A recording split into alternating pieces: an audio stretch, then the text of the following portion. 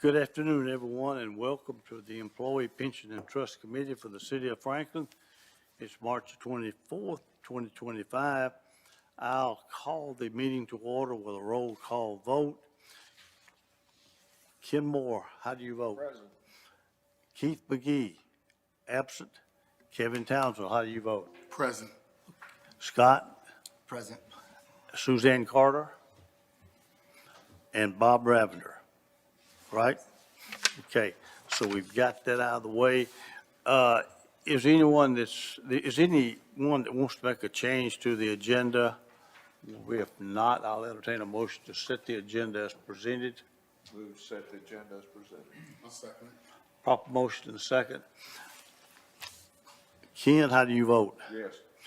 Kevin? Yes. Scott? Yes. And the chairman votes yes also. Did we get everyone's vote?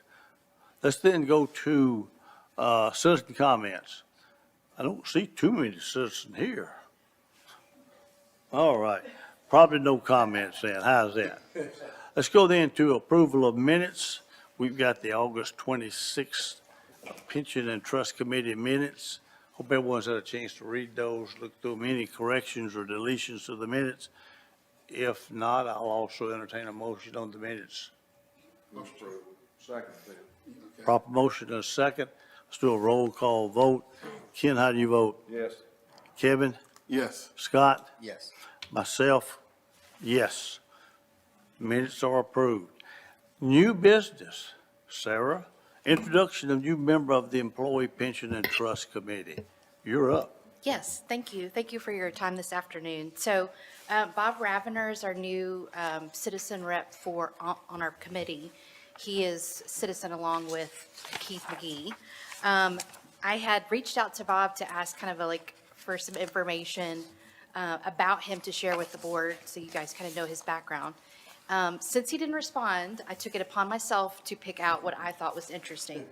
So he currently is the CEO of Triple R Group, Inc., and Chief Executive Officer of Bob Ravener and Company.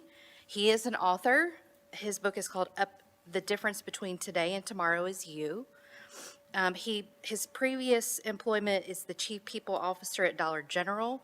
That's for over 10 years. He worked at Starbucks Coffee Company for about 3 years as a Senior Vice President. And then Home Depot, he was 2 years as VP over Human Resources. He also is very big in the community, and right now he is a board member of the Friends of Franklin Parks. So we welcome Bob Ravener to the committee. Thank you. Any questions or comments on the report? Thank you. Yeah, I'll just say one more thing about him. He did include some Naval Academy graduate and played baseball with Naval Academy. I may have missed it. Was it post 22 in there? Was post, yeah, American Legion post? I didn't write that down. 214, I can look, though. 214, I think it is. Okay. He's president, right? Yeah, Oh, okay. chief fundraiser, chief goal reader. Let's go then to item 3, report from human resource department. Sarah, do you want to start this? Sure. Okay, so we decided, I think we do this annually, but we decided to do kind of a snapshot of how our retirement plans have performed in 2024.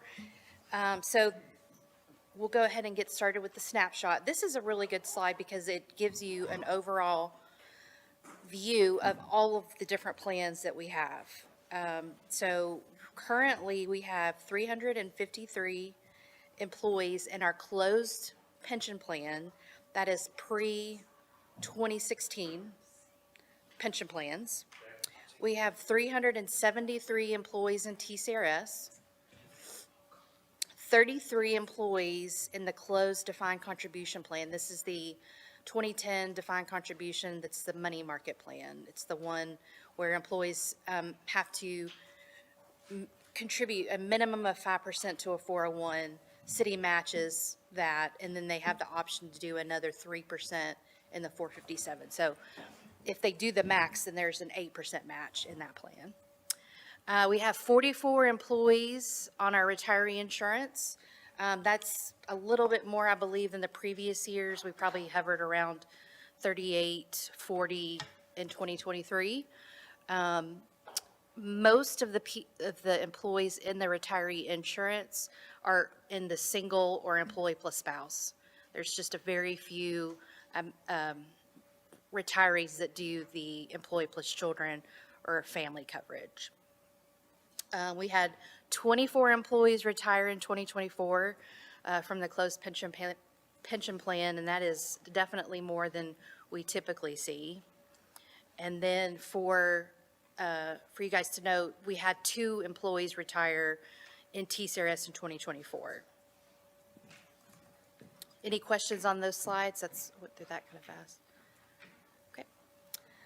The next, so one of the things that we wanted to do in 2024 and will continue to do in 2025 is educate employees on the retirement plan.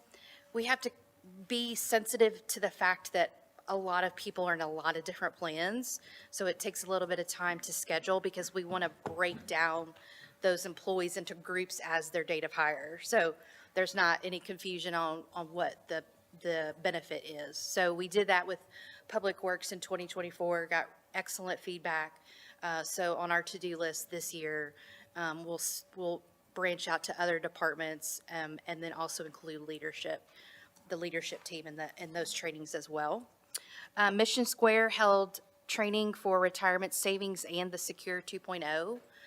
And then we also had a TCRS representative come out and do training on the TCRS plans. So in the Mission Square and the TCRS, we recorded those. So we are going to make those available to employees that couldn't attend or are curious. They can go to our online training portal and watch those. And then we also had a lot of feedback from employees that wanted some Medicare training. That's not really the benefits staff wheelhouse. We certainly don't want to give anybody any misinformation. So we had Blue Cross Blue Shield come on site and do 2 Medicare presentations. One we did kind of during the day, and then one we did later in the afternoon, hopefully, that allowed spouses to attend as well. And then the enhancements, the last piece, last year, we tweaked our retiree health insurance. So right now, it matches the employee health plan, meaning the deductibles and the out-of-pockets are the same as the employee, but we charge a little bit higher premium. We did lower that in 2024 from 50-50 split to a 45-55 split. So the employee pays 45% of the premium and the city pays 55% of the premium. So it's still a very healthy PPO plan, but the employee pays a little bit more of a premium than, the retiree pays a little bit more of the premium than employees do, because typically the split with premiums for employees are 80-20 or 85-15. So are there any questions on that?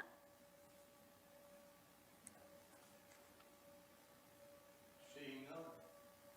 Continue. Okay. That's it.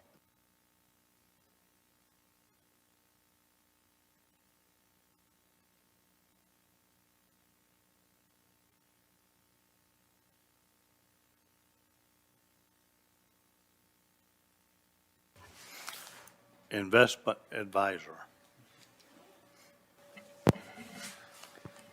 This is Barry Bryant. I am going to talk about the quarter and the year because we haven't met in a bit. And this being the December quarter, it's a calendar year. So it seems a good time to talk about that. I'm going to focus this. I always try to do something to help you understand the TCRS portfolio, which is managing most of our assets. And this time, I'm going to talk about what I think would happen if we went into a recession and what to look for in the portfolio to determine whether it's being successful or not, what we might reasonably expect given the way it's allocated, where it might go right, where it might go wrong. So, starting at the top, page 4 of the report, as I always do. In this quarter, which ended December, and a lot, of course, has happened since then. 10, 11 weeks have gone by to begin with, but, so remember, this is just through December. The quarter and the year was like a great year. It was one of those blowout stock market years, but then in the fourth quarter, it slowed down. We did below average for the full year. We did about average for the fourth quarter. I would have liked to have seen us do a little bit better in the fourth quarter, as I'll explain, but we're not going to do well in a quarter where equity increases as much as it did this, or in a year where equity increases as much as it did, and I'll explain the reasons for that. So, starting with GDP. So, we had GDP drop in the fourth quarter. These are quarterly numbers from 3.1 to 2.3. We had inflation go up from 2.4 to 2.9, and those are both moving in the wrong direction. You know, you want inflation to go down, you want GDP to go up, they're moving in the wrong direction. And that broke what had been a gangbusters year for the stock market. If you go over to the right-hand side, the Russell 3000, which for those of you that are new and not familiar with the indices, it is a broad measure of domestic stocks, as the number suggests, much broader than the S&P 500, was up 2.6%. If you look at EFA, which are developed foreign stocks, emerging market stocks, and combine those, foreign stocks were down about 8%, and bonds, the U.S. aggregate, those are domestic investment grade bonds, were down 3%. So you had a 3% gain in one indice, an 8% decline in the second stock indice, and a 3% decline in the bond indice, and you put those together, and it's not a great quarter. So the median return for public plans of all sizes was negative 1.1%. And flipping to, and I also should mention this was a typical quarter relative to the way the market has been going before. Every once in a while, value stocks raise their head, but not this time.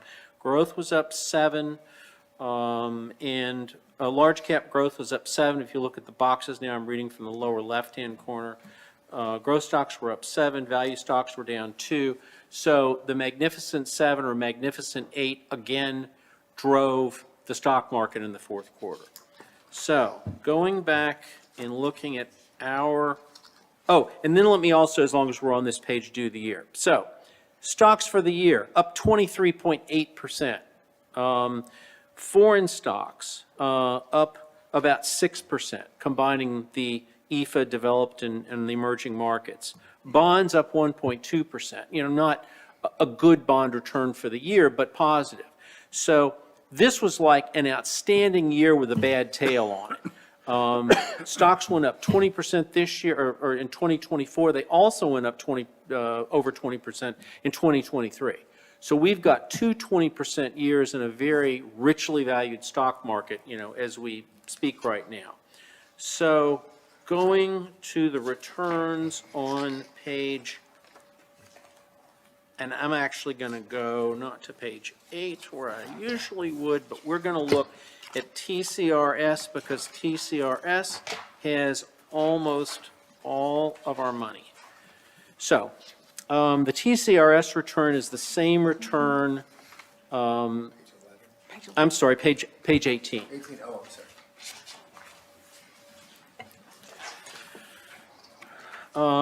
TCRS was down 1.2%, the same as the overall portfolio, not surprisingly, because they have most of the money. It was up 9% for the year. The return, the median return for the year was 10.4%, so that ranked in the 72nd percentile, and this negative 1.2 ranked in the 58th percentile. If you were to compare them to public plans of all sizes, with one being the best and 100 being the worst. Now, the reason for the average return, we got poor numbers from, relatively speaking, from most of our stock indices. North American equity was under the Russell 3000, 2.1 versus 2.6. And then just quickly going down, international development was more negative than that benchmark. International emerging markets, more negative than that benchmark. Then we get to the alternative assets, which I'll skip over for just a moment, and go all the way down to fixed income, and fixed income was down more than its indices. So all of the sort of plain vanilla allocations, most of which TCRS manages internally, did not do well in the fourth quarter. What helped a little bit was private equity, real estate, and strategic lending all did a little bit better than their indices, and there's a fair amount of money in those. So that kept the number from being terribly bad. So it was kind of a middling kind of number.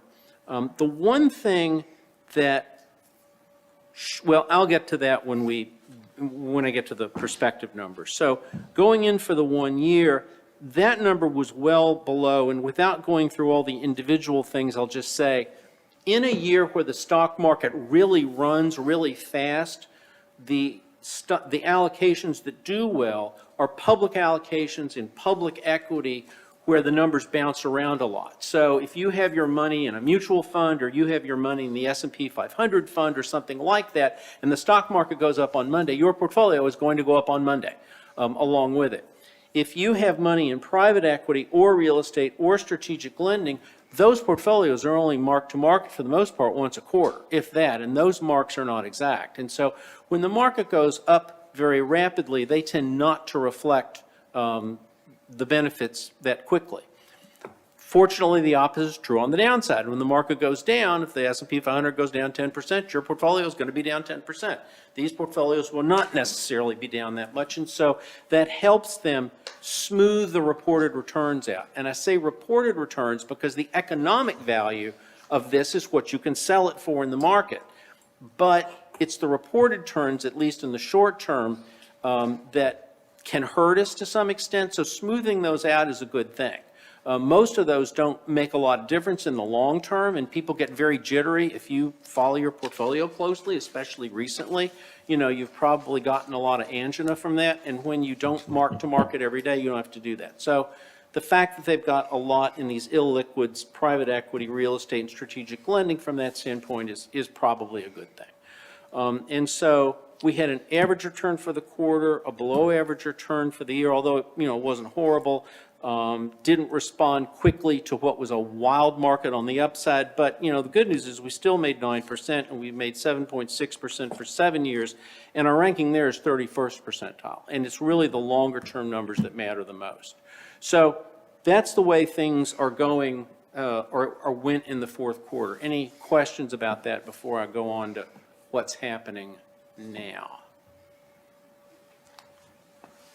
Okay. Hearing none.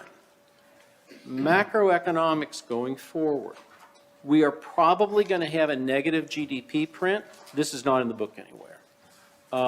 We're probably going to have a negative GDP number in the first quarter, something to the tune of negative 2.4%. There are some fundamental reasons from that. There are some technical reasons from that. It won't necessarily be repeated in the second quarter. But in addition to that, we're probably going to have a CPI number of something like 3.9% on top of 2.9% before. So that is both moving in the wrong direction again, but in the extreme. So the first quarter is probably not going to be good, and I hate to make predictions before the numbers come out. These numbers will be released at the end of April. But those pretty much seem to be baked in the cake. Now, you'll notice Trump, very intelligently from a political standpoint, I have to say, is saying, yeah, we could go into recession. He sort of conceded that, things may be difficult. Contrasted to the Biden administration, said, oh no, inflation's going to go away, and it's going to go away in less than a year. Pretty good idea to hedge your bets. I mean, whether the policy's good or not, I'm not saying anything, but just from a positioning standpoint, pretty adroit. But if we do have that negative print, that raises the possibility we can have a second one. If we have a second one, people will say there's a recession. It is not true that 2 consecutive quarters of GDP decline is the definition of a recession. Most people that you see on television would say that. It's just not true.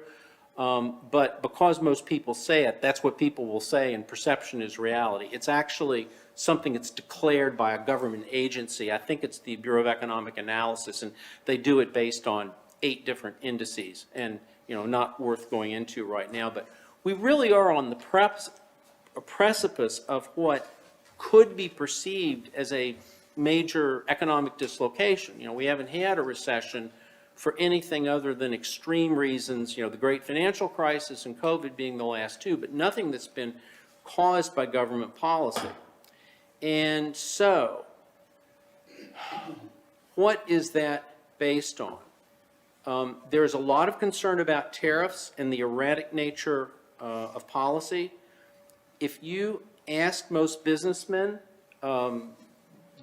about whether they supported Trump and what they thought he was going to do, there was a lot of support for Trump in the business community, and that really didn't come out till after the election. I think people were a little quiescent about doing it because they didn't want, to be taking public political positions, but come to find out now, a lot of support in the business community for Trump. They didn't think he was serious about these tariffs. And when he started slapping these tariffs on things and threatening countries and bringing up the possibility of trade wars, we haven't really talked a lot about trade wars, but trade wars are ugly and damaging and can get out of control and emotional. And all of those things are extremely bad. That caused a lot of loss of confidence in the business community and on Wall Street. Wall Street, there was a trade in Wall Street called the American exceptionalism trade. So when you saw those positive domestic numbers from the Russell 3000 and the negative numbers on the other side, that's Wall Street saying we're different in the United States. That's gone away. And now we have the opposite. To date, 3% decline in domestic stocks, 8% increase in foreign stocks, 2.5% increase in fixed income. So everything's kind of flipped around. The big growth stocks are not doing so well. Even NVIDIA, which is the big darling, the chip maker, their earnings are even being questioned. And so this loss of confidence could result in the following scenario. And this is a specific version, but this is how recessions classically begin. We haven't had one like this for a while because we've had the great financial crisis and COVID and a lot of special things. But this is how it works. We have a decline in consumer confidence and spending. We've already had that. The Michigan survey, there are two surveys. The Michigan survey came out and it went down. The other survey came out and it went down. The Michigan survey came out again and it went down again. And these were down even relative to expectations. They were down absolutely, and they were down more than expectations. So it's clear the consumer, for whatever reason, is losing confidence. And consumers now have a greater percentage of their household wealth in stocks than in almost any time in history. And so that in and of itself is worrying. There obviously has been a decline in business confidence, and with that goes a decline in willingness to invest. Businesses, as it's famously said, like, steady economic policy, if they're going to invest a lot of money that they're not going to see a return on for 3 to 10 years. So there's been that problem. There is an acceleration of worry in how the perception of these negative GDP number, when that actually comes out and hits, and what that's going to do to consumer confidence. So you could see, the fire being fueled.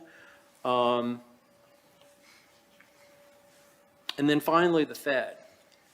The Fed, I think the Fed's been pretty easy to read. Their policy has been, or the motives behind it have been very consistent.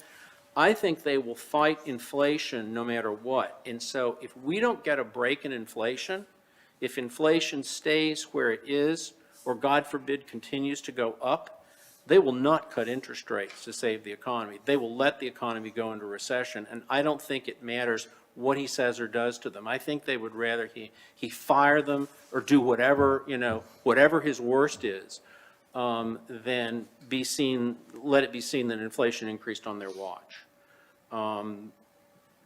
The Fed, after what happened in the Nixon administration, or nobody who knows anything about macroeconomics or Arthur Burns or that whole lesson back then, Arthur Burns is reviled within the economic world because he basically let Nixon roll him going into that election, and that set the stage for inflation throughout the Johnson administration and on until, Paul Volcker broke it during the Reagan administration. So I think the Fed will absolutely dig their heels in if inflation does not go down.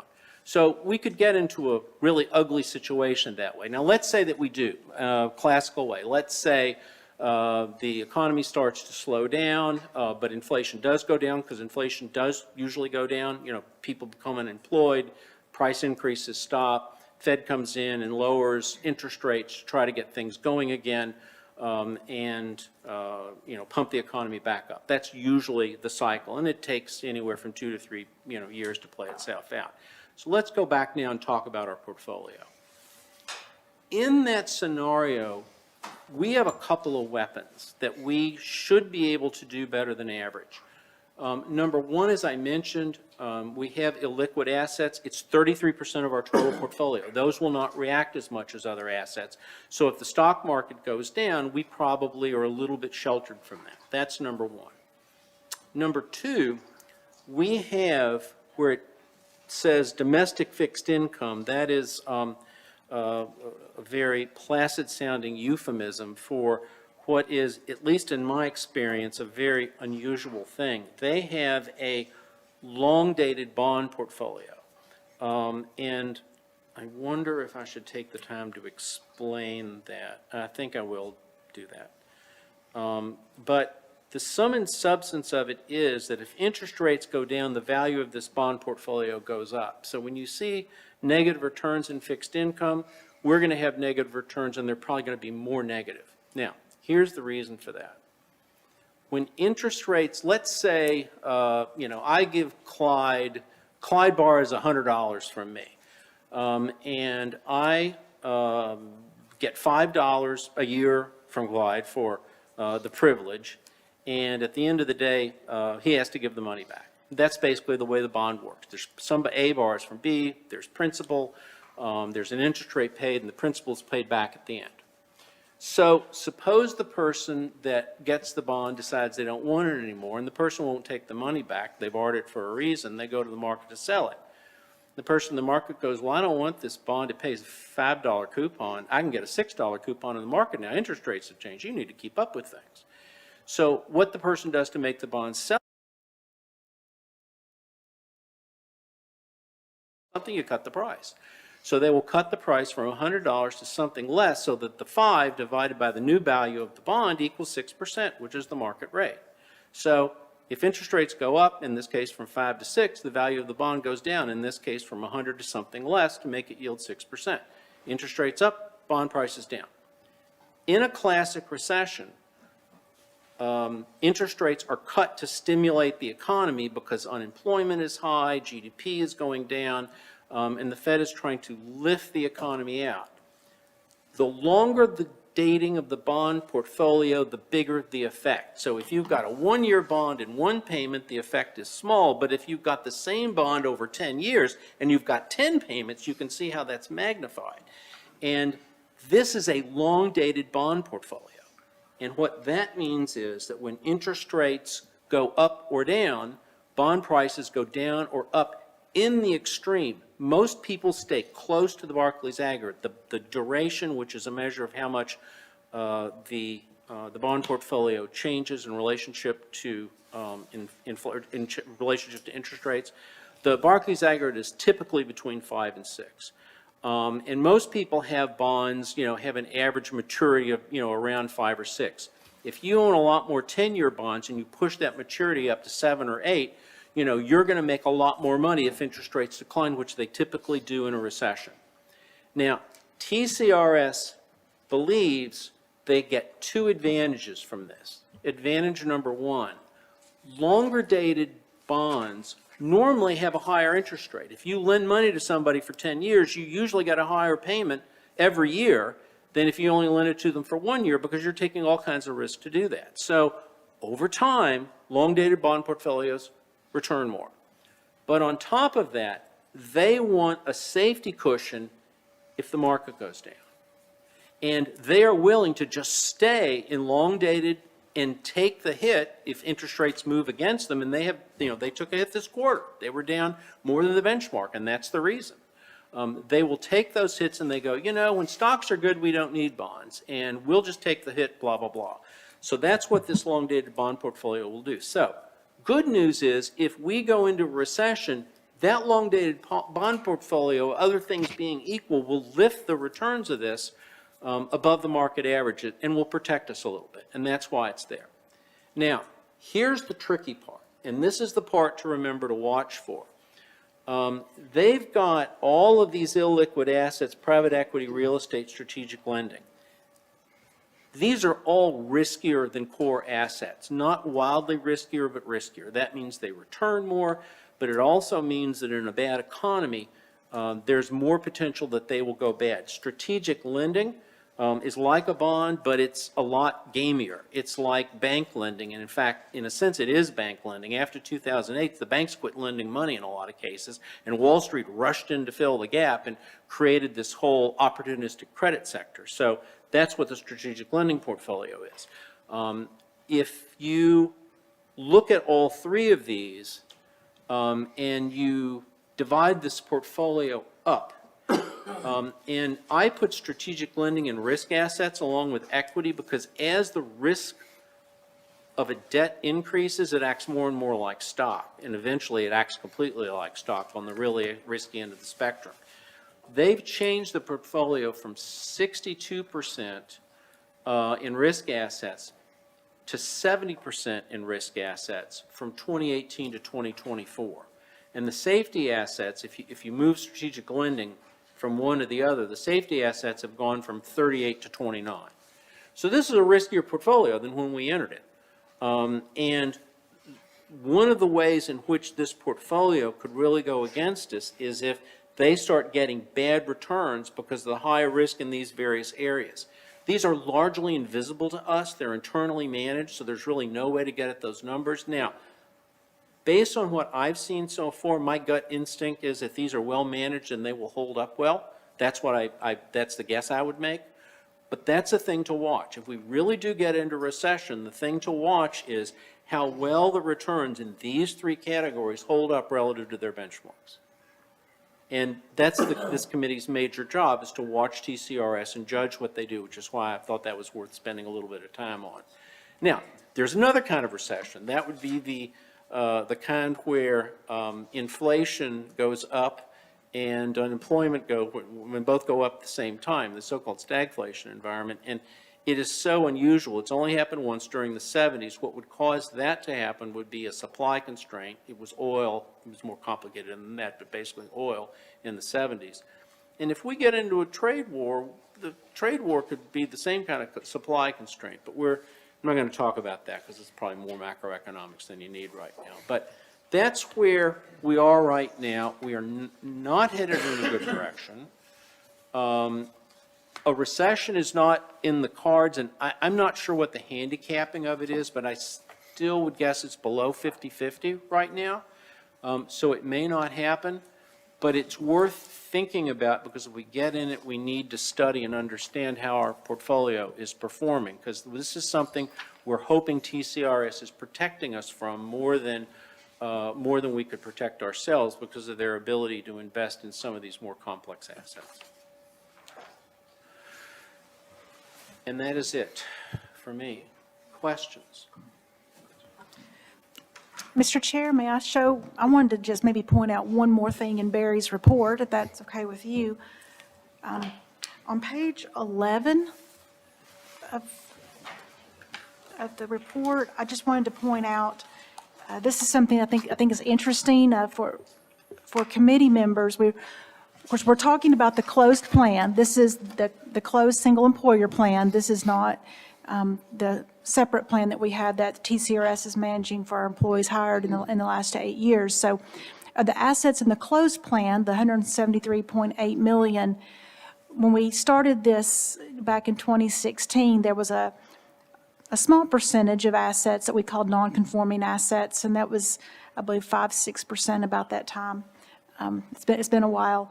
But over the years, we have, as more and more of these non-conforming assets, they're all timber assets, have ended or they've had distributions, we have put those funds into our TCRS account in which they're managing. That's what Barry's been commenting on. So I just wanted to point out that while we still have 4 of those non-conforming assets left, 2 of them are very small.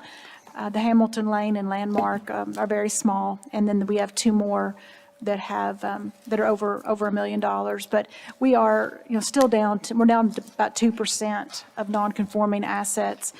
And we certainly have explored we've explored an opportunity on one of them to be able to end that one a little early. The rest of the investment group decided that's not what they wanted to do. So we had shared with you all that there was exploratory conversations going on, and that group decided that they did not want to divest at this moment, but those will be divesting over the next very few years. So I always like to just look at this chart every so often and see where we're at. So we do have the assistance of TCRS to manage those 4 non-conforming assets, but those are not within the TCRS portfolio. So thank you. Yeah, So the closed plan is 173 million? Yes, it is. As a 12/31, that snapshot in 173.8. time. Yes. I'd like to say just one more thing about those assets, since Christine brought them up. These assets have not performed quite as well as we might have liked, the timber assets, but it's important to remember what they were supposed to do. If you look on page 8, over 5 years, FIA has done 5%, and over RMS has done 10%. 10% actually pretty good return. 5% is okay, but not great. But the thing to remember about these timber assets is these are bond substitutes. They are supposed to be stable. They're supposed to anchor their portfolio. They're not supposed to be like equity. Over the last 5 years, the return of bonds has been slightly negative. Negative 0.3 to be exact. That number's back on, buried in the report, on the other table. So these actually have done the job that we hired them to do, the timber assets have, which is to do better than bonds and provide some diversity.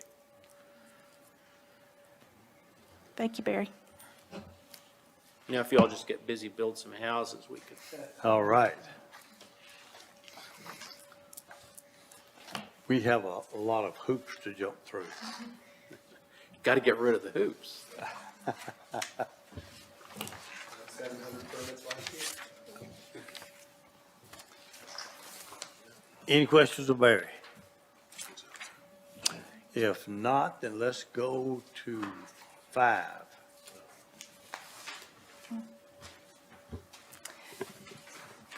Report of the actuary. And if I may give a brief introduction for Absolutely. our actuary, Kevin Sullivan is with us from USI. Certainly at this time of year, we are looking to our actuary for something immediate that we need for the budget process, but then we also are looking for it will be a full report that we will be using for the report of our fiscal 25 audited financial report. So this is early. This is all of the information for our actuarial studies on both of the plans that we have is in the hands of the actuary. And in both cases, we do have numbers that we just have received numbers that we need for our budget process, which are the employer contributions for the upcoming fiscal year. Our city administrator and the budget team are feverishly working on his proposed budget. They do need those numbers for the fiscal 26 budget. But then we have our comptroller here, and she is ready later this spring to receive those formal actuarial studies that she will need to prepare the audit, and that takes a little while longer. So what our actuary, Kevin Sullivan, is going to talk about is that first look at what we need for budget process. He's going to make some comments, but then the full report is given as a presentation at our meeting in late summer. So turn that over to Kevin. Thanks, Christine. Well, I have a one-page summary. I'm going to send around copies in both directions. So page per page, I'll take quite a bit more time than Barry did, since I only have one page. But just starting with kind of where we were a year ago, and at that time, and these numbers are rounded for purposes of the preliminary results. So this first column is historical as of the prior valuation date, January 1, 2024. And at the time, the contribution rounded was $10,159,000. And that, you may remember, was a fairly significant increase from the prior year. And you'll remember at that time I mentioned that one of the reasons, if not the primary reason, was salary increases greater than expected. And that's something that's not unique to the city of Franklin. That's something we see with virtually all public sector clients, where there's a bit of a catch-up happening with salary levels. That's also true to maybe to a lesser extent in the private sector, where just due to inflation over the last few years and just challenges in the labor market, there tends to be some catch-up of salaries. And so, as you might imagine, for a closed plan such as this, we have many more participants who are older with longer service, and those salary increases have a much more significant impact of a plan of this type than maybe it does with your open plan with TCRS, where that impact is much more muted because you're dealing with a much younger population who are many more years away from retirement and have a much smaller liability earned to date. So the news for 2025 as we move into 2025 is similar to 2024, but to a much lesser extent. We are still seeing salary increases a little greater than expected. Those across the population were averaging a little over 8% versus our assumption is closer to 4%. Our assumption is scaled by age. We're assuming higher increases at younger ages and lower increases at older ages because that's what we see. Again, with virtually all pension plans, salary increases tend to be higher for younger individuals early in their career, and those tend to move much closer to inflation later in one's career. And so the impact of those, what we call demographic or data changes, is in that second column. And so this would move the total contribution from about $10.159 million to about $11.191 million, so about $1 million increase. Again, these are mostly due to salary increases greater than expected, but there's also a component of retirements a little less than expected. I was glad to hear Sarah say that those had picked up for 2024 as a whole. That's what we tend to see with plans where retirements or terminations have been lower than expected. It's really a bit of a pent-up demand that ultimately shows itself as retirements and terminations greater than expected. And certainly with a pension plan such as this, where those higher salary increases slowly work their way into the average earnings, it makes sense as folks are getting higher pay increases for them to stick around until those are built into their pension benefit. But as salary increases return more to normal, that pent-up retirement and termination demand, particularly the retirement demand, may begin to show itself with slightly higher retirements than expected. Now, the other key impact is asset gain versus expected. That's a relatively small increase or decrease, actually, of about $11,000 year over year. So on a market value basis, the market return was about 8.6% versus our 6.8% assumption, so better than expected. But we average in those gains and losses over a 5-year period. So on what we call the actuarial value of asset basis, the year over year increase was 6.91%, which is only slightly greater than our 6.8 assumption. So that's why you see a relatively modest decrease in the contribution due to the asset gain. Now, those other gains not yet recognized will be recognized over the next 4 years, along with other gains and losses from past years. Also, that puts us in a nice position to hopefully absorb any impacts of less than expected investment return, maybe in 2025 and over the next few years as things play out in the economy. And then the last column we have is the impact of the assumption change. So this is the impact of moving the discount rate from 6.8% to 6.75%. You may recall that we've been on a process of dropping that assumption 10 basis points each year. We're now at 6.8, so the next 10 basis point decline would take us to 6.75. However, 6.75 is where TCRS is at this moment. So I believe you have something on deck to talk about capping that or putting a floor on that right now at 6.75%. So that would be the impact of that proposed resolution. And so that would cause an increase in the contribution of about $180,000. Again, we think 6.75% is really the right place to be right now, especially since TCRS is at 6.75 as well. You may recall that under state law, there's a maximum discount rate you can have, which is 50 basis points above whatever TCRS is using. So right now, the cap would be 7.25%. No plans allowed to go above that for municipal or county plans in Tennessee. So I've gone through that somewhat quickly, but any questions for me on the preliminary information?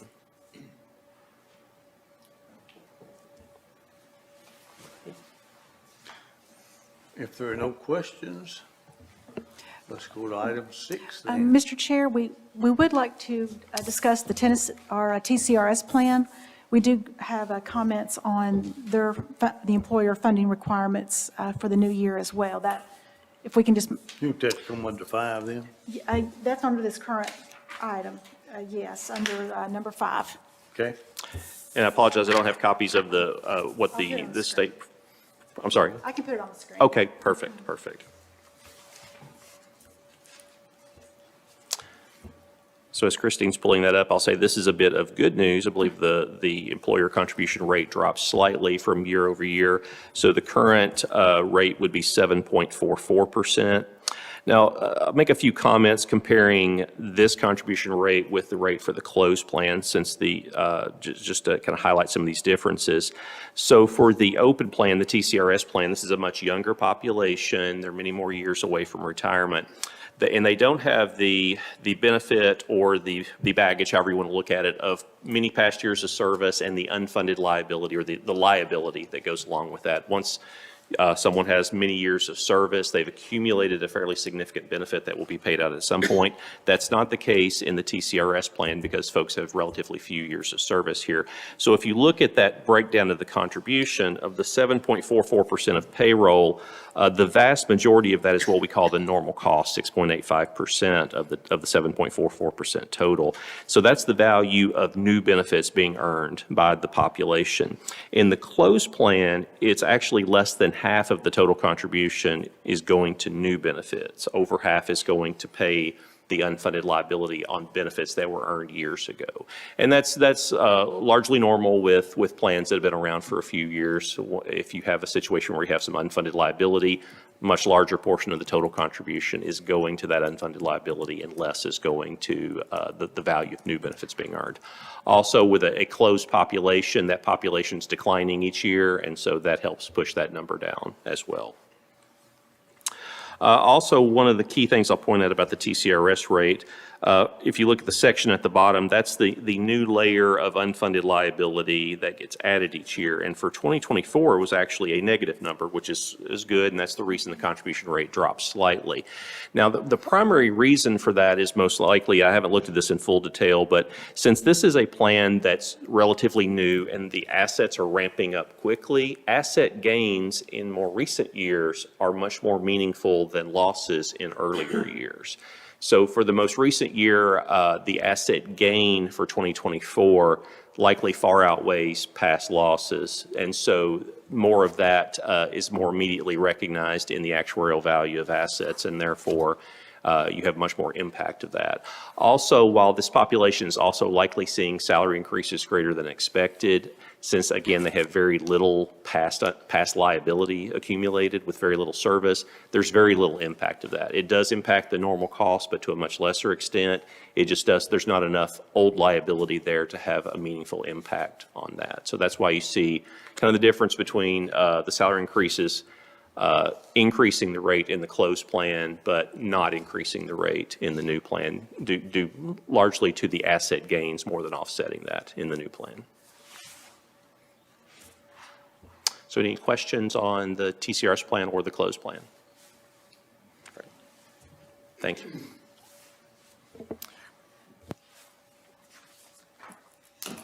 Are we ready for 6? All right. Then consideration of resolution 2025-18, a resolution to amend the investment assumption rate of the City of Franklin's closed employee pension plan. Christine, go ahead and cover that. Well, thank you, and Mr. Sullivan gave us a nice introduction Yep. to this resolution with his remarks. This is something that I believe we've talked about it with this committee back the last time we met, last August. We were discussing that certainly the context, as Kevin gave, was that it's a statutory requirement in Tennessee that a single employer public pension plan stay within, it may not be, have an investment assumption rate higher than 50 basis points above the TCRS rate, which is set by the TCRS board.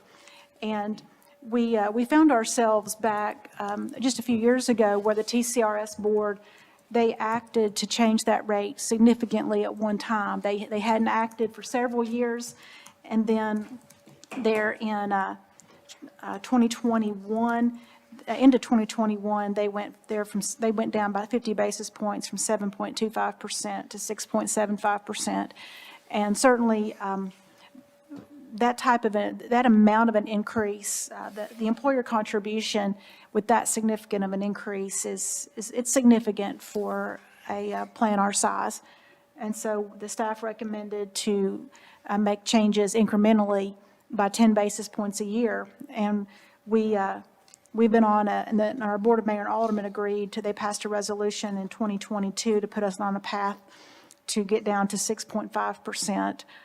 Over a 5-year period. However, what we have been monitoring is the investment rate assumptions for state plans throughout the country, looking at medians, averages, of course, consulting with our professionals. We've also been watching TCRS board and their comments. And they, at this point, certainly things can always change in the future, but they seem satisfied with that 6.75% investment rate assumption that they made back in 2021. They have not changed it since then. The median for state plans right now is at 7%. The average is 6.91%. So they are more conservative right now than those medians and averages. And I'm certainly, Kevin may like to make a comment as well, but we don't foresee them making a significant change in that investment rate assumption. Certainly, I believe that the TCRS board is well aware of that they do impact single employer plans by making these changes. It's no longer a change that only impacts state pension plans. It does affect these single employer plans as well. So that's something that we as staff would like to ask for a recommendation to set a investment rate assumption for the closed plan that matches the TCRS rate. Certainly, you saw in the summary for TCRS, they showed that investment rate is 6.75%. I believe having those assumptions match as much as possible is a good thing for the consistency between the two plans.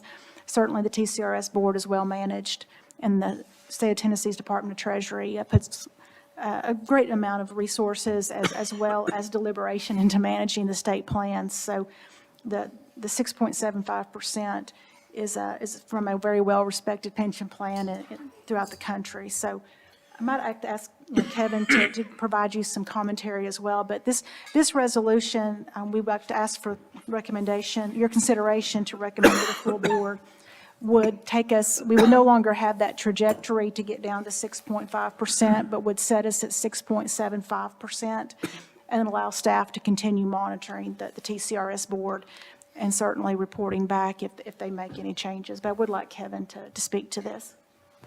I thought that was a great summary. The only additional comments I would make is that this is something that will need to be reconsidered from time to time. Certainly, TCRS, I think, is within the next year will be doing their next experience study where they may change their assumption. But as Christine said, they're aware that changing their own assumption has an impact on every other plan in the state. Well, first I'll say I would be shocked if TCRS went as low as 6.25% on their next rate change, to where you would be at the maximum at that point. You'd still be fine being at the maximum, but I think it would likely cause panic among a lot of other plans in the state, so I think it's highly unlikely. Certainly, they could look at a reduction from the 6.75% they're at now. I will say, unlike maybe 20 years ago, there's nothing really magical about quarter point rate changes, so they could look at changing it to 6.65, 6.7. They could change it to really any rate they want, or they could leave it unchanged. So we'll have to keep an eye on that and see what they do. It doesn't mean that you would need to immediately change anything if they were to drop it slightly, but it may be something worth considering again at a future time. But based on how the trust assets are invested, we think 6.75, even independent of what TCRS is doing, is really a reasonable place to be. Certainly, an argument could be made for the discount rate to be a little higher than 6.75, and depending on who you talk to, you could probably find folks who would say that based on how it's invested, 6.75 may be a little on the higher end of the range. But I think more than not, most professionals would view it as conservative at 6.75. So I think that's a good place to be right now. Eric, would you like to make we've certainly discussed this recommendation with you. Would you like to make a comment? Well, we've looked at this pretty carefully, and we've been systematically bringing that assumption down. I think this fits where we are right now. I like matching TCRS. I don't see a need to be lower than them. And I think, as was said, as Kevin said, you could probably make a case that we could still stay a little bit higher, but I think that's a good place to be in terms of balancing this. And then I would say, we stay here and we just keep an eye on it. And then that's something we always talk about as a matter of course in this meeting, but also in the budget assumptions that we make and how that ripples through the planning we do on that aspect. So I support it. I think it makes a lot of sense. And again, we keep looking at it. It's always something to be aware of, and I think it's a good place to be at this stage. Mr. Chairman? Yes. Recommend adoption of the resolution. Okay, that's a motion. Is there a second? I'll second. Let's go ahead then, if there's no. And to be clear, your action would actually be to recommend this to the board, and then they would act on the specifics. So just to be clear. Then let's take a vote on the motion to recommend Resolution 2025-18 to the full board. And Ken, how do you vote? Yes. Kevin, how do you vote? Yes. Keith, how do you vote? Yes. Scott? Yes. And the chair votes yes to that.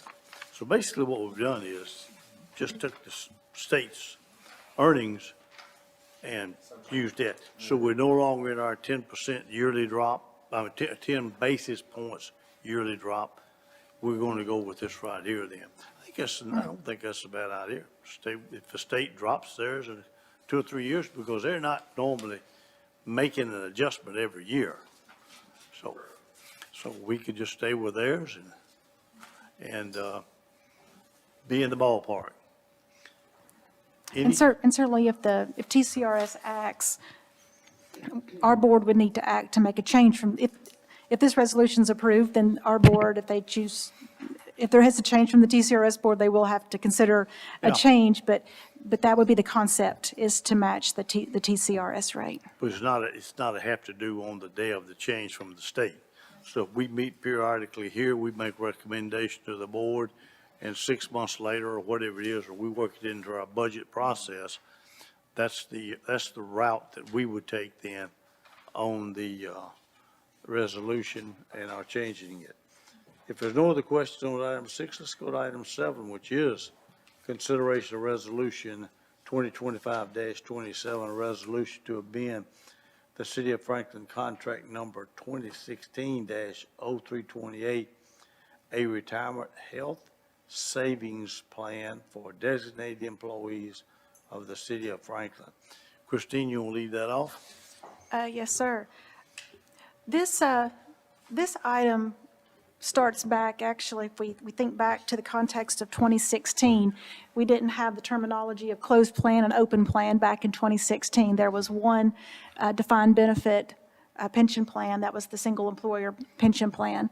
And when we go back to that time period, there was something that, there was a desire to look at as the liabilities were increasing on that defined benefit pension plan.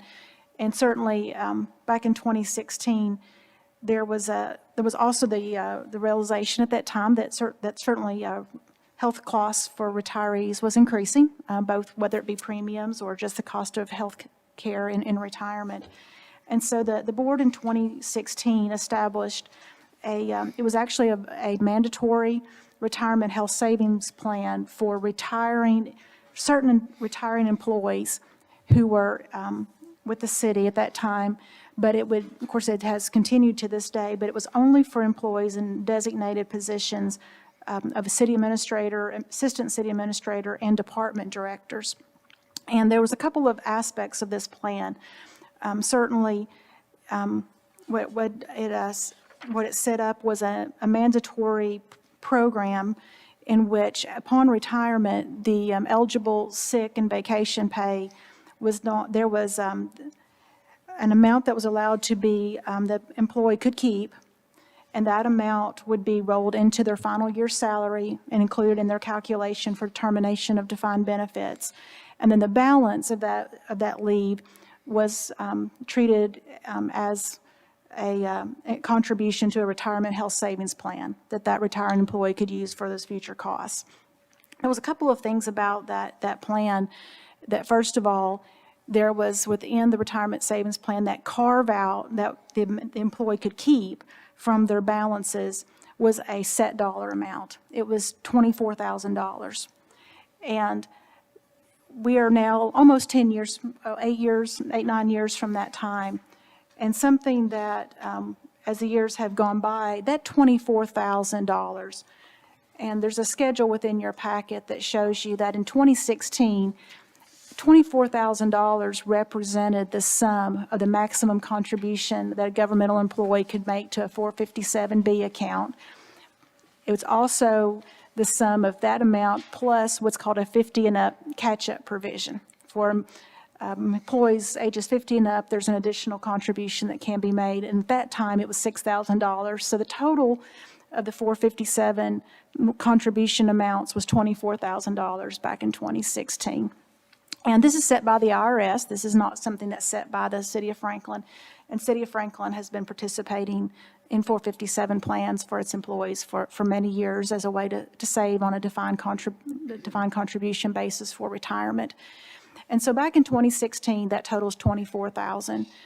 The documents for this plan do not refer to the IRS limits. It refers to $24,000. And as the years have gone by, I wanted to show this committee that now the IRS does not change those amounts every year. They don't change. They can change one column. They can change your normal 457 contribution, or they could change the 50 and up catch up. Some years they change one, they don't change the other, as you can see. But the total that was $24,000 back in 2016, in 2025 is $31,000. And so if the intention of 2016, when this plan was established, was to allow a retiring employee to put the maximum amount of these funds into their retirement account, then there is a case to be made for actually amending the document to tie the amount that can be paid to the employee to match that with the IRS maximum contributions for a normal contribution to the 457 and the 50 and up catch-up, and the 50 catch-up provision. So, looking back at the intention, certainly the 24,000 was the same number for a couple of years. It didn't change. It still hasn't changed much per year, but it's just one of those with a progression of time. What the IRS deemed was a maximum contribution in 2016 is now 31,000. Certainly, there may be some employees who are part of this plan in the next several, it could be over the next 10, 15 years. We could have some future department directors that are not even in department director roles yet that may retire 10, 15 years from now. And that, the way the documents read right now, that carve-out amount is the same amount as 2016. So the first recommendation that we would, as staff, want to bring is to notate that amount that the employee may receive from their leave balances would just match the year in which that employee is retiring, the maximum limits as set by the IRS for these two programs. The second recommendation is to really just a modernization that back in 2016, we did not have two pension plans, and now we do. What we now call as the closed did allow for those vacation and sick leave balances to be rolled into the final year's salary for calculation purposes of the defined benefit, and that will not happen in the state pension plan. Certainly, the employee may be paid for those amounts, but those are not pension wages in the state plan. So we're no longer in a pension plan for employees hired beginning January 1st, 17 and onward, in which that there's any need of the employer to consider an alternative for their compensation so that so that pension is increased by the final year. So we would just ask for consideration that the documents, if we want to amend the IRS limits to be reflected in the documents, that we also we acknowledge that the plan is eligible. This plan is mandatory for employees that are members of the closed pension plan, so that the closed defined benefit pension plan, because that was the intention back in 2016 to have that plan for limiting that increase. And certainly, this is a very small group of employees. This is not all the employees that are under the closed plan. And so making these changes would not affect employees who are not in either a department director, assistant administrator, or a city administrator position upon their retirement. Let me just add a little bit of context in terms of how we got there, what this is. And I agree with the recommendation certainly to update this and make it grow over time or adjust over time. But it really was set up looking at the potential and managing the spiking that happens at the end in that final calculation. And especially with this, it's a small group, but a group of our highest paid employees, that this would help us really manage that or cap that at a certain level, that made some sense. And the trade-off, though, or the benefit that within that group is that those dollars would go to this retirement health savings, and there is a benefit in terms of the tax side of that you're not going to have, you're not going to lose some of those dollars to tax. It goes in this health savings that then you can draw on in your retirement for costs you're certainly going to incur. It is an all-in. No one can opt out of it, and when you're in that defined group, everybody has to live by that and what's set up here. I believe as time moves on, to have a static number makes less sense now, and to tie it to what I believe it was tied to back in 2016 makes sense, keeps it consistent with the intent at the time, and allows us to keep that. And Christine makes a good point. We have people that may not be in that director position now, but that will, and then this will apply to them. And by the time they're able to do this, it could be many years out into the future. So let's make sure we're providing something that stays relevant, connected to changes over time, as opposed to a static number that was set, almost 10 years ago now. And who knows, by then it could be 20 or 30 years. So I think it makes a lot of sense. It's good for this group, but it also maintains the original intent. So I'll leave it there, and glad to answer any questions, either one of us. Any questions of Christine or Eric, either one? Then, let's go to the final item with no number on it. Mr. Chair, may we ask if there would be a recommendation to the full board for Resolution 2025-27? I so move that we would forward this to the board for complete consideration, and that we approve resolution 2025-27. Proper motion is second. Let's do a roll call vote.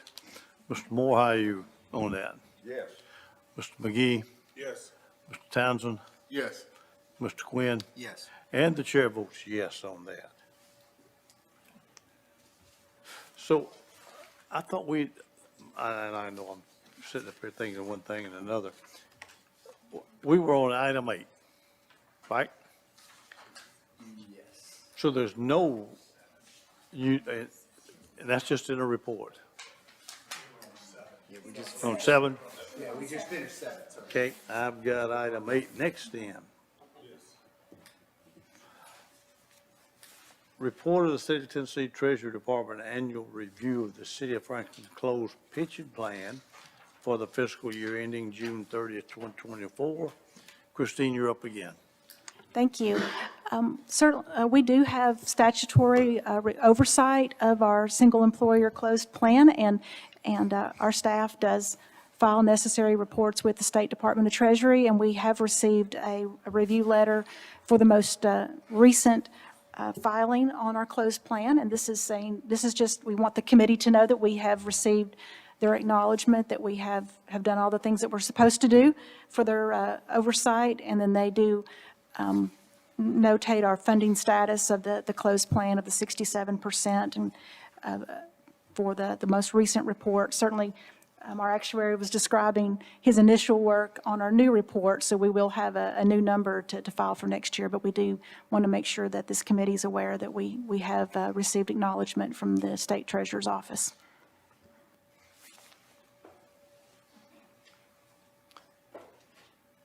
Any questions on the letter from the state of Tennessee?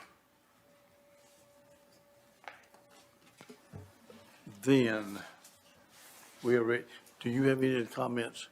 We do have just a Couple of things for other Go ahead. business, if you could. I have two things I want to touch on, just to really informational at this stage, but things that we are working on, looking at. One is a new program that went into effect at the first of this year, and it is a layer on to the TCRS program called Hazardous Duty Supplement Benefit for Public Safety Officers. And so it just started January 1 of 25, and it provides a mechanism to provide a supplement for what it defines as public safety officers, which is police, full-time police officers, full-time firefighters, and full-time correctional officers. To be eligible for the program, you must have at least 20 years of TCRS service within the role of a public safety officer. And so basically, it is something we're evaluating and looking at to understand. So you've got to have the 20 years. We've only been in TCRS for 8 years ourselves, so there's not an imminent potential of folks that probably fit that definition right now, but we would like to just make you aware of it and something that we want to monitor, evaluate, especially look at if there are other more mature TCRS plan cities, if they're looking at it, how they're adopting it and what that number looks like. It's essentially a layer onto the calculation, and the benefit can be drawn between age 60 and full Social Security eligibility. So it's a window of time that an additional benefit is provided to folks who fit that public safety officer definition. We're just kind of want to acknowledge that we're aware of it. It's something we're going to kind of monitor and study a little more and look at where and if it might fit down the line. Just be aware of it overall. So just wanted to share that with you. And it's a brand new program, so it's something we want to understand better. I don't know, Christine or Kevin, we talked a little bit about this, if there's anything you want to add to that item. So that's one item. The second item I wanted to touch on, just to get you thinking about, is some consideration about the structure of this committee in terms of how it's set up. There's a shorter term item and then a longer term consideration. On the shorter term item, and I'm not speaking out of school, Kevin and Christina have had a discussion about this. I have to share with you, I think it's a little odd that our Human Resources Director is a voting member of this board. If you look at just today, he and his staff manage this program, report to you, give you recommendations, give you information. It's a little unusual to have somebody vote on something that their staff is monitoring, managing, and presenting to you on. So I would look at maybe an alternative to that specific position, and probably bring Kevin over to this side of the table with Christine and I to help advise you and still be very much involved, but that a vote seems to be odd and to put us in a potential strange position there. So we're thinking a little bit about, we probably want to keep a position, so what would that position look like within the committee? Would it be another employee representative that we could look at, or some other beneficial component to that? So that's something we're thinking about. We'll come back to you on something more specific on an approach and how we might modify that, but we've had it for many years. It's always hit me a little odd, and so I'm bringing it to you as something we're going to look at and bring you maybe a more specific proposal. So I don't know, Kevin or Christine want to add to that, and then I have a longer-term item to talk about. I do want to jump in. When we discussed this, I agreed immediately that I think the HR director's position I should be at this meeting, but I agree sitting over there as opposed to sitting over here voting. So that's just something we'll look at, and glad to take any questions you have. I'll stop on that piece, and then I have just a longer-term thing to think about. That, the gift cards. So the other piece for us to think about is just long-term. You saw today in the HR report, a majority of our employees are now in TCRS. So if you roll that forward another 10 years, what's that percentage going to look like then? And at that point, would this just be a responsibility that we might move on to the Budget and Finance Committee, for example, of our board, and just have them manage that? Because at that point, you're really a component of the broader TCRS system, and there's very little that we'd be really weighing in on or changing policy on, or because there's so few that are in a closed system that aren't just on the receiving side of that as opposed to active employees. So it's just something for us to think about. And at some point, that will probably make sense.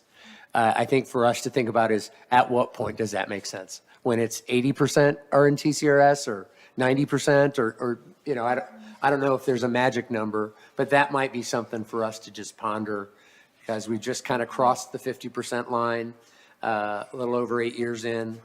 Let's see where that takes us down the line as we look at it, and what's the right way to manage it via effective use of time, but also reflect the reality of how the system will work once we are, you know, the vast majority in the category of a TCRS program, pension program person, so, or employee.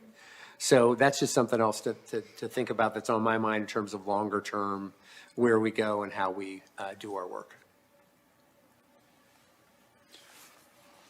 Anything else to add on that? Feel free. And one comment that there may be a natural time, and that's why we wanted to just bring this up, and perhaps you may give some thoughts and provide us feedback, but certainly we have the 4 non-conforming assets that are not being managed by TCRS. They help us, but they're there. And there could be a natural time that when those 4 are gone, that there's not any non-conforming assets. If we're at a 75% of our active employees, I mean, there may be something that fits together between managing the investments as well as managing the plan administration. Because certainly, one of the things I think a lot of our employees that are in TCRS are, they're seeing that the customer service for the TCRS plan is with the state.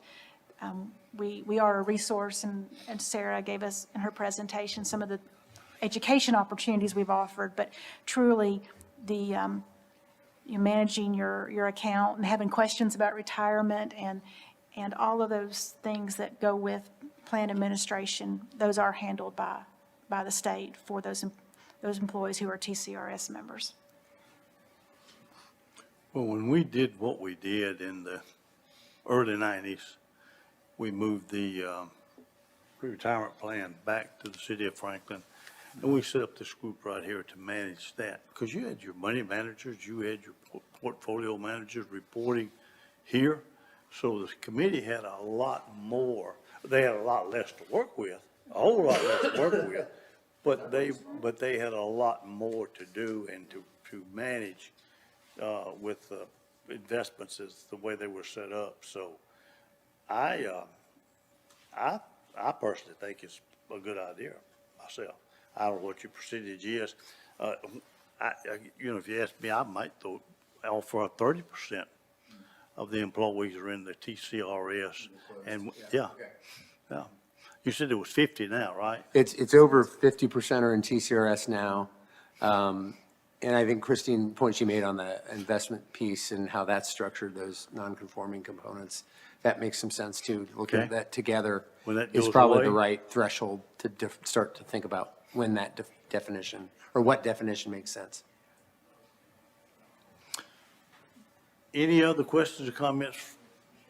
I do have one last piece of housekeeping. Okay, If we could look for our next meeting as Monday, August the 25th. Monday, August the 25th at 1 PM. And our city recorder's office has, they're holding this space, so we will be back here at Eastern Flank Park again. I did check on availability of a place to meet, so if that's something that we could draft down, I'll get that out to everyone for their calendars. So, here. Yes, sir. without speaking too much out of turn, we'll probably be here for several years. We will not, it'll be 2.5 out at least before the new building's ready, so. I kind of like this place. Well, I do too. Kind of relaxed. Yeah. Very relaxing, yeah, nice little park view out there, yeah. Goddamn. A lot of people don't even know where we are. That might be a good thing. If there are no other comments, anyone has any, then I'll entertain a motion to adjourn. With enthusiasm. With enthusiasm, he made it. Mayor made it. Second, all in favor indicate by saying aye. Aye. Any opposed? All Let 'em right. stay behind. You know, we've never tried that, have we?